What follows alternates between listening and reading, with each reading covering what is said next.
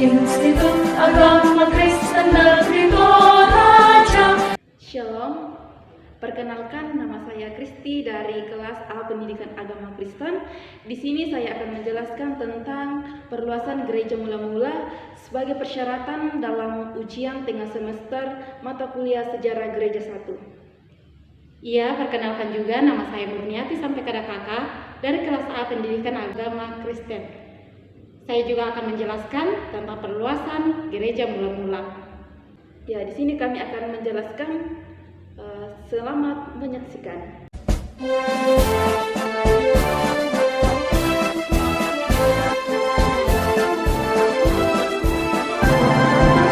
Baik, kita akan masuk ke dalam materi tentang perluasan gereja mula-mula. Van Deen di dalam bukunya yang berjudul tentang harta dalam bejana mencatat bahwa perluasan gereja bertolak dari daerah Palestina sampai ke Syria.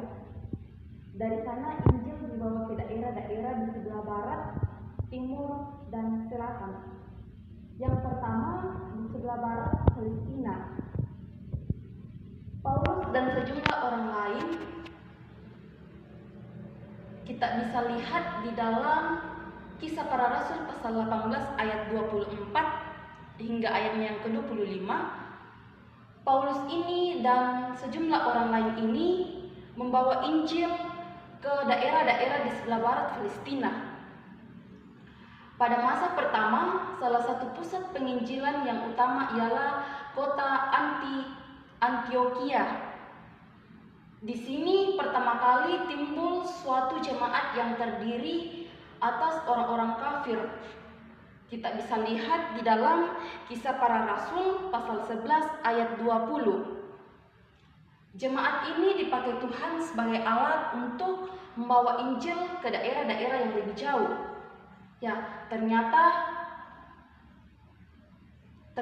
jemaat ini dipakai oleh Tuhan untuk bagaimana ia mengembangkan sebuah tugas atau tanggung jawabnya untuk membawa Injil ke daerah-daerah yang lebih jauh lagi. Utusan jemaat Antioquia yang paling terkenal ialah Paulus. Ia mengabarkan Injil di wilayah Asia Kecil atau biasa disebut sebagai Turki dan di Yunani. Tetapi lepas dari usaha ini sudah berdiri jemaat di Roma. Kita bisa lihat di dalam Roma pasal 16 ayat 20 hingga ayatnya yang ke-24. Yang kedua yaitu Syria Timur. Salah satu pusat kekristenan di Syria Timur dan Mesopotamia ialah Edessa. Selama abad kedua kota ini merupakan negara merdeka yang kecil. Tahun 179 Raja Edessa masuk Kristen, sehingga Edessa merupakan negara Kristen yang pertama. Ternyata Edessa ini ialah sebuah negara Kristen yang pertama pada saat itu. Salah seorang yang mengabarkan Injil di sebelah timur Edessa adalah Adai. Ya, ternyata di sebelah timur Edessa ini yang mengabarkan Injil pada saat itu yaitu Adai.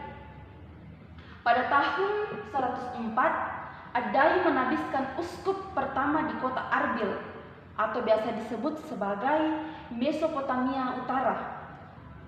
Adai ini menabiskan uskup yang pertama di kota Arbil pada saat itu. Yang ketiga yaitu selatan. Van Deen menyatakan bahwa Rasul Bartolomeus melayani daerah ini. Jadi ternyata di selatan ini Bartolomeus melayani daerah pada saat itu. Bahkan menurutnya Rasul Thomas melayani di India. Jadi menurut Van Deen di sini Rasul Thomas ini melayani di daerah India. Dikatakan bahwa sekitar tahun 180 sebelum Masehi, agama Kristen sudah tersebar ke daerah yang membentang dari Galilea atau biasa disebut Prancis di barat sampai Arabia Selatan dan Persia di timur. Orang-orang Kristen paling banyak terdapat di Mesopotamia Utara, Syria, Asia Kecil, dan di Afrika Utara. Ya, dalam perluasan gereja mula-mula terdapat pandangan tentang berdirinya gereja. Yang pertama, gereja adalah umat perjanjian Allah yang dikaitkan dengan panggilan Abraham dan janji yang diberikan kepadanya sebagai permulaan. Jadi, gereja ini adalah umat perjanjian Allah. Di sini dikaitkan tentang panggilan Abraham dan janji yang diberikan kepada Abraham pada saat permulaan, pada saat itu. Yang kedua, yaitu gereja adalah orang-orang yang percaya pada janji Allah kepada Adam. Kita bisa lihat di dalam Kejadian pasal 3 ayat 15. Jadi gereja ini adalah orang-orang yang percaya kepada janji Allah kepada Adam. Oleh karena itu, gereja telah mulai jauh sebelum panggilan Abraham. Ya, ternyata gereja telah mulai jauh sebelum panggilan Abraham pada saat itu.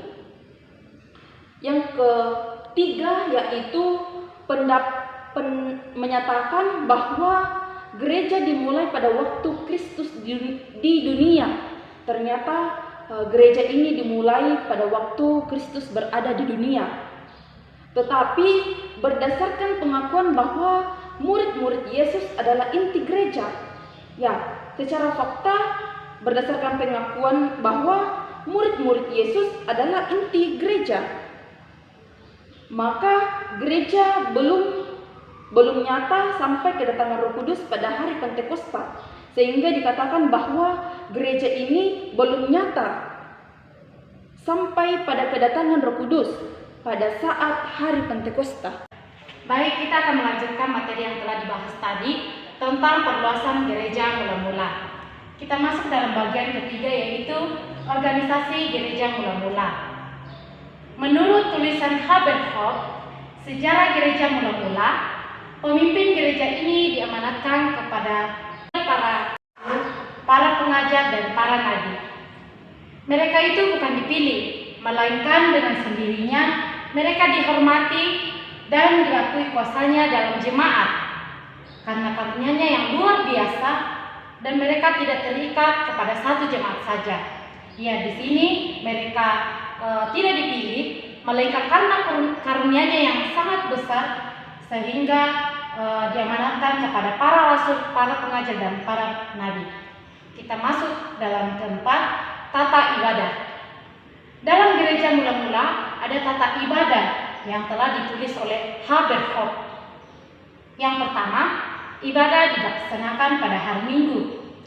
Yang kedua, unsur-unsur dalam kebaktian seperti pembacaan Alkitab, khotbah, dan doa. Yang ketiga, selain itu, di dalam ibadah juga dilakukan perayaan Ekaristi. Yang keempat, baptisan ini dilaksanakan di luar kebaktian umum. Jadi, di luar umum itu ada kebaktiannya yang dinamakan baptisan. Itulah pembahasan dari topik yang kami pilih. Kurang lebihnya mohon dimaafkan. Jangan lupa di like, comment, and subscribe. Terima kasih dan salam sehat. Majulah IKKR.